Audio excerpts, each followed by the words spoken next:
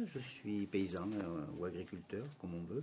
Voilà, donc on a une petite ferme en bio qui est essentiellement productrice de fruits, petits fruits, et tout est transformé sur la ferme. Voilà, on fait partie d'un réseau qui s'appelle Accueil Paysan parce qu'on fait de l'accueil, mais on fait de l'accueil touristique, c'est-à-dire on fait de l'hébergement, c'est-à-dire chambre d'hôtes et gîtes. Les gens, des jeunes vont chez nous, la chambre d'hôtes, et Accueil Paysan, c'est le plus proche possible du tourisme et de l'agriculture, c'est-à-dire que les gens découvrent ce que c'est que le monde rural, ce qui reste du monde rural, dont ils vont goûter des produits au petit déjeuner, du pain maison, du pain d'épices, des confitures maison.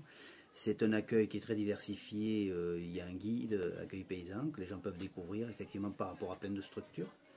Et nous, notre ferme, effectivement, toute la production est en circuit court, c'est-à-dire que tout est vendu sur un réseau qui est dans le Lot, en grande partie à 90%, et 10% qui est vendu effectivement à l'extérieur. Voilà, le but aussi de l'agriculture biologique, c'est de pouvoir vendre ses produits dans une distance le plus court possible, quoi. Donc le travail sur l'exploitation se fait sur 2 personnes à temps plein et une personne à mi-temps. Effectivement, comme c'est de la production de fruits, petits fruits, surtout petits fruits, c'est beaucoup de travail manuel.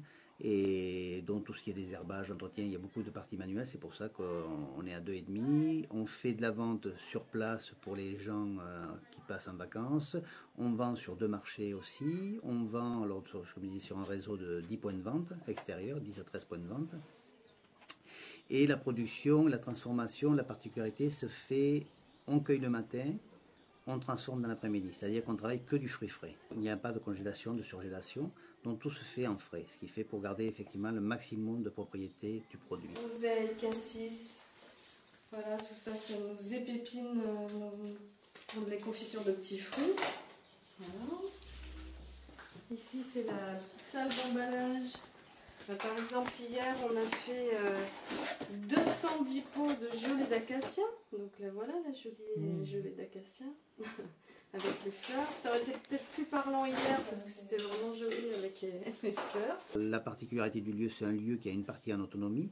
C'est-à-dire que tout ce qui est électricité, une grosse partie d'électricité, c'est du solaire, qui n'est pas relié au réseau mais qui est autonome. C'est-à-dire qu'elle produit d'électricité, qu'elle stocke et qu'elle redistribue sur les bâtiments touristique et habitat principal. La partie laboratoire, elle, par contre, a un appareil, un groupe électrogène, gaz, parce que toute la transformation se fait au gaz, c'est donc le groupe qui permet de fournir de la puissance pour certains appareils, et c'est sur ce groupe-là que c'est branché.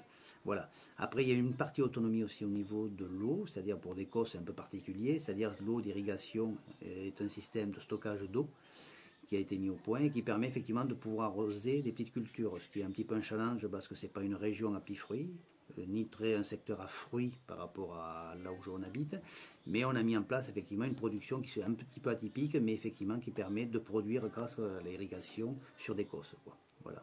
Effectivement, beaucoup de mise en place sur la production par rapport à la protection par rapport aux animaux sauvages aussi, pour que ce soit bien cadré. On fait un petit peu une chose en plus, c'est l'accueil, mais pas pédagogique, mais on va dire de l'accueil d'enfants ou de groupes, pour effectivement faire des visites à la ferme, et pour découvrir effectivement comment on travaille, et goûter les produits que l'on fait.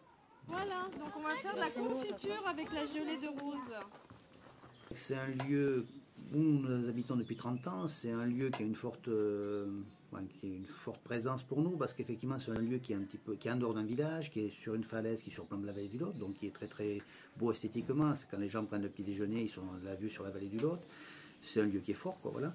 Mais qui est un lieu qui est intéressant, parce qu'effectivement on a pu en faire une activité avec une autonomie. Ce qui n'est pas, comme je disais tout à l'heure, c'est important effectivement aujourd'hui de rattacher le monde rural aussi à une autonomie qu'il a perdue, c'est-à-dire qu'effectivement, comme je dis, il y a une partie d'électricité, une partie de l'eau, une partie aussi, totalement le chauffage qui lui se fait avec le bois qui est sur le secteur. Donc voilà, la production aussi agricole ne se limite pas à produire et à vendre, mais aussi on produit tout ce que l'on mange, c'est-à-dire qu'effectivement tout ce qu'on mange en légumes, on le produit.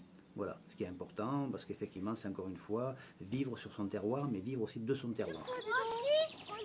Ah bah oui, voilà, ça c'est des melons. Je pense que ce qui est important aussi sur le lieu par rapport au tourisme, c'est vrai que c'est assez important parce que ce qui est important, je veux dire, c'est qu'on accueille des gens qui sont maintenant de plus en plus des citadins, en sachant qu'effectivement, entre 75 et 80% de la population habite en ville.